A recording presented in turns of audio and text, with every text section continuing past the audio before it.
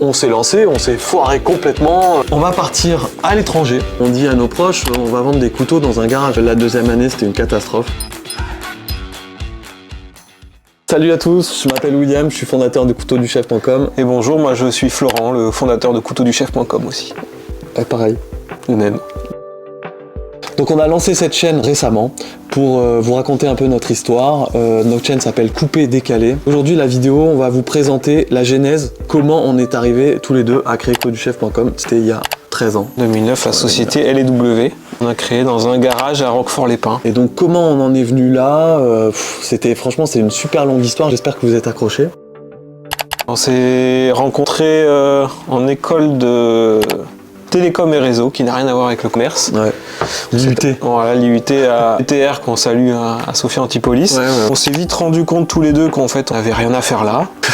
Et on a profité de l'IUT pour passer des examens d'école de commerce. Ouais, on a réussi notre première année, mais la deuxième année c'était une catastrophe. Et donc ouais, effectivement, j'avais passé un concours parallèle dans une école de commerce, voilà. Et toi aussi je crois. On est parti dans deux écoles de commerce différentes. Et en 2009, je t'ai rappelé pour te dire que j'avais un petit projet sympa pour des couteaux en céramique. Ouais. Et du coup on s'est lancé là-dedans, business plan, tourner des banques avec. Je crois qu'on avait fait 12 banques à l'époque. On avait sorti les costards et tout.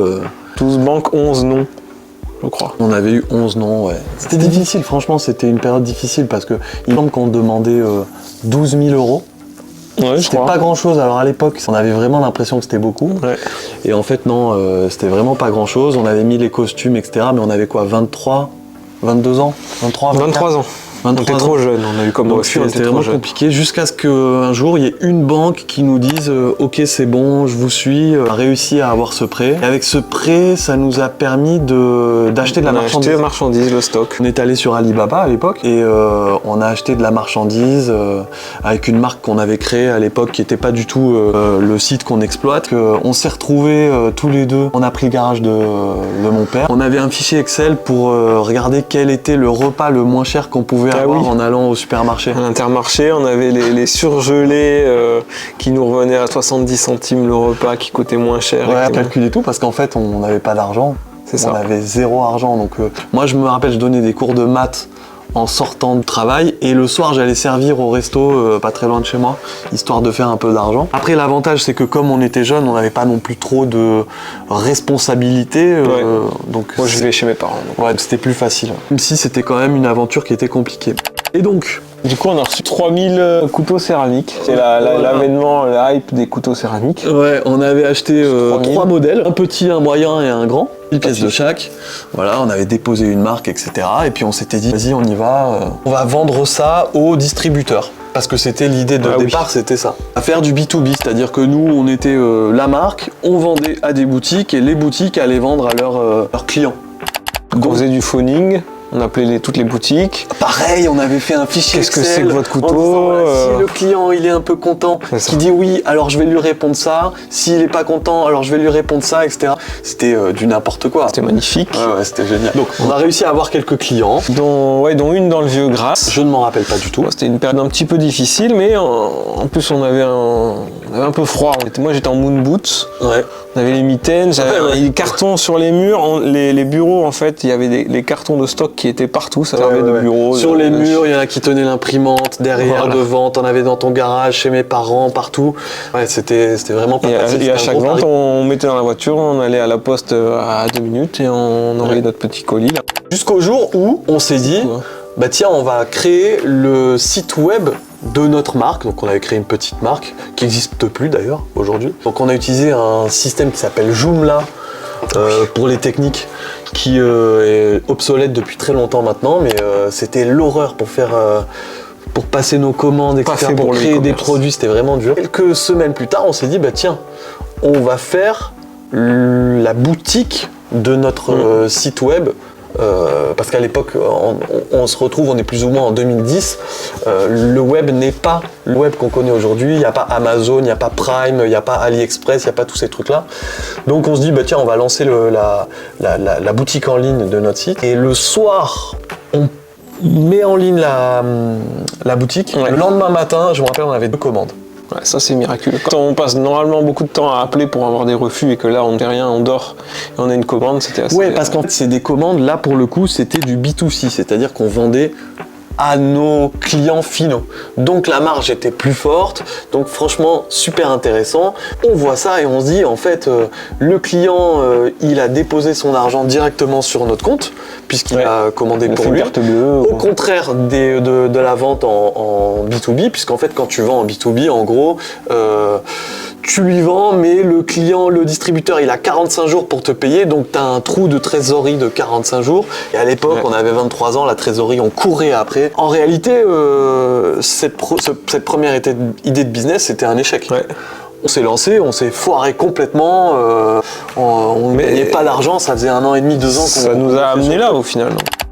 Ça nous a permis de dire, un jour, on va se lancer sur le site pour vendre. Au lieu de vendre au distributeur, on vend aux particuliers. Et puis ça nous a mis sur la voie des couteaux au final. Parce qu'on et au final, des pneus, voilà, tout le monde nous pose la question souvent de comment on a fait pour arriver au couteau. Ben, c'est après ça, c'est-à-dire que ça vient de Florent avec cette idée de dire ok, on crée un couteau céramique, pourquoi pas. Et puis après, au fur et à mesure, on a dit mais mince, il n'y a personne en 2000, donc là on est fin 2010, il n'y a personne sur internet qui s'est spécialisé dans les couteaux de cuisine.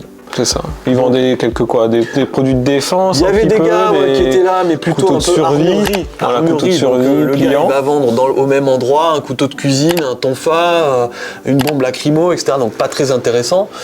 Et nous, on s'est dit, il y a bien un mec qui vend des chaussettes, un autre qui vend des pneus. Ah oui, les chaussettes. Ouais. L'archiduchesse. Ouais, c'est ça. Regardez ça. Et personne voilà, dans la cuisine. Pourquoi pas quelqu'un qui fait que des couteaux de cuisine, quoi. Parce que finalement, tout le monde utilise un couteau de cuisine à la maison. Je crois que c'était fin 2010, on a commencé à travailler on a commencé à développer le site, voilà, et on s'est dit quel nom de site on va faire. Donc on est venu sur ce nom couteauduchef.com. Facile. Voilà, c'est facile, tout le monde s'en rappelle. Et on a commencé à chercher des fournisseurs. Donc je vous rappelle, on avait 23 ans, c'était pas non plus trop facile, il y a grand monde qui nous faisait confiance. Web à l'époque c'était pas du tout comme le web de maintenant et c'était mal vu, surtout dans la coutellerie. Ah oui, parce que la coutellerie, c'est un marché qui est vieillissant. Quand on rentre dans une coutellerie physique en France, c'est pas forcément des magasins qui sont toujours très dynamiques. Hein. Il n'empêche qu'il y en a quand même qui sont très beaux et qui sont modernes. Et souvent, c'est petit, il n'y a pas une grande offre. Et donc, tous les partenaires, les fournisseurs autour de ce métier-là, ils ont l'habitude de travailler avec des petites sociétés dans les villes, mais pas avec deux jeunes qui ont à peine la barbe et qui vendent ça sur Internet. Et ils nous voyaient comme des casseurs de prix tout de suite. Ouais, voilà. Vous faites ça depuis votre chambre, vous avez vos produits dans votre chambre, parce qu'on était très mal vus.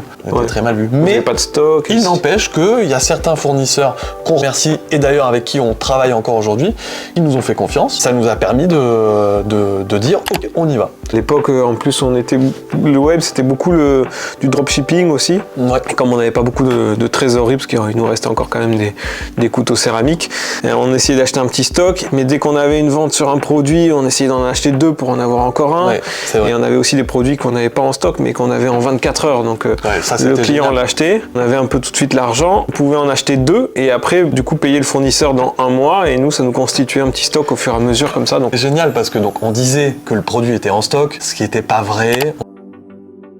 On peut le dire expédié sous 24 heures. Ouais, maintenant ça fait plus de 10 ans, donc on peut le dire. Donc grâce à l'argent que nous donnait le client, on achetait à notre fournisseur nous livrait sous 48 heures, on allait, rappelle-toi, à la pharmacie du coin pour récupérer des cartons. Ah oui. Et donc on envoyait nos petits couteaux de cuisine dans des cartons de laxatifs ou d'aspirine, vous voyez. Donc c'était assez fun. Et ça s'est fait comme ça, et au fur et à mesure, t'as raison, là, on a créé notre stock. On était passé un petit peu du bureau dans le garage.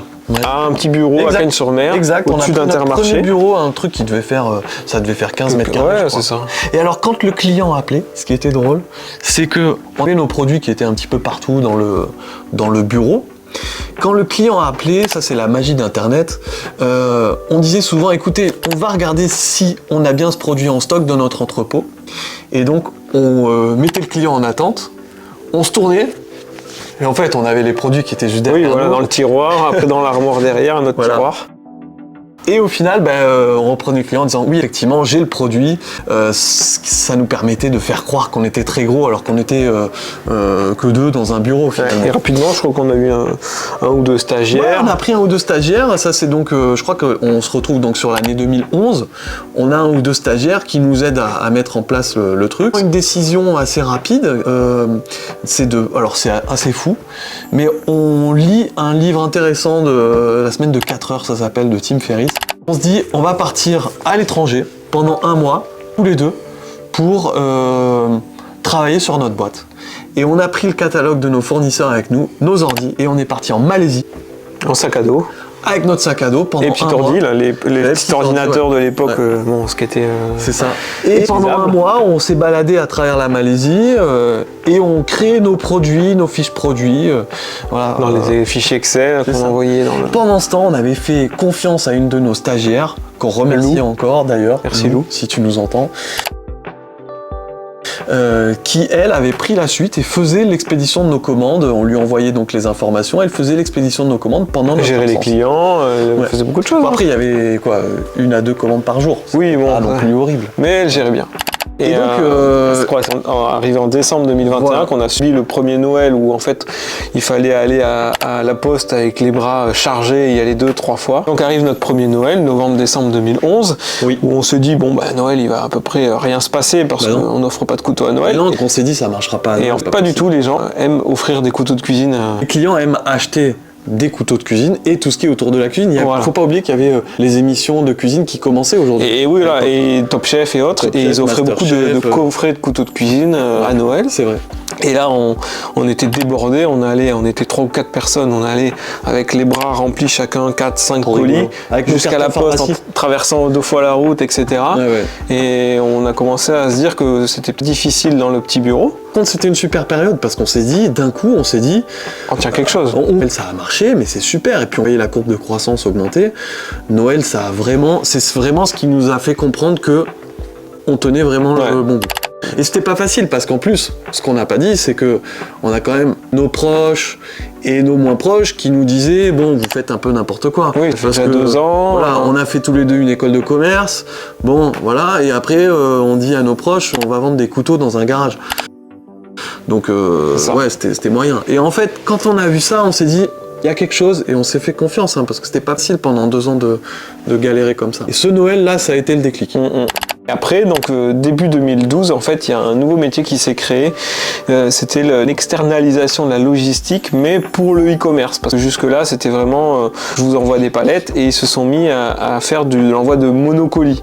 Et donc, on s'est penché là-dessus parce que nous, on a vu que c'était nos limites, la gestion de la logistique. Comme les gens nous commandaient à chaque fois un couteau, quand il y avait un client qui nous commandait 2 couteaux, si on n'avait pas mis le coup de stabilo rouge, il recevait un couteau et il fallait renvoyer un autre couteau après, parce qu'il avait fait un oubli. Donc on s'est dit ça sera mieux géré par quelqu'un dont c'est le métier, et c'est là qu'on a externalisé la logistique et qu'on a pu se repencher parce qu'en fait ça faisait 2 mois qu'on travaillait plus vraiment sur couteau du chef. C'est ça. On faisait que recevoir, mettre en stock, réexpédier les commandes. Et on faisait mal. Tu dis que ce métier a été créé, mais non, je suis pas d'accord avec toi. Le métier il n'existait pas. Parce qu'en fait t'es pas allé sur l'annuaire ou sur Google dire externalisation logistique. Ça s'est passé... Il y avait moi j'ai assisté à une petite conférence à Sophia Antipolis. La conférencière justement travaillait avec une société de logistique qui s'était dédiée uniquement à ça. Et j'ai pu récupérer une carte de visite, les contacter, mais du coup c'était à Angers, à l'autre bout de la France. Donc petite dédicace à Hélène. Angers-sur-Mer, ça fait un peu les opposés. Et on leur a envoyé tout le stock. On a pris le pari de le faire. Et ça s'est très très bien passé pendant pas mal d'années justement. Ça nous a libéré beaucoup de temps pour se pencher vraiment sur couteau du chef et faire un petit peu ce qui s'est passé, quoi. C'est comme ça que s'est créé couteauduchef.com. On est vraiment ravis d'avoir démarré cette aventure. Aujourd'hui, on est en 2024. On est plus ou moins une trentaine dans la boîte. Il y a plein d'autres projets qui se mettent en place. On va vous raconter l'histoire au fur et à mesure de notre boîte dans les autres vidéos que vous verrez par la suite. Restez avec nous et on se revoit bientôt. Merci. Merci. Ciao.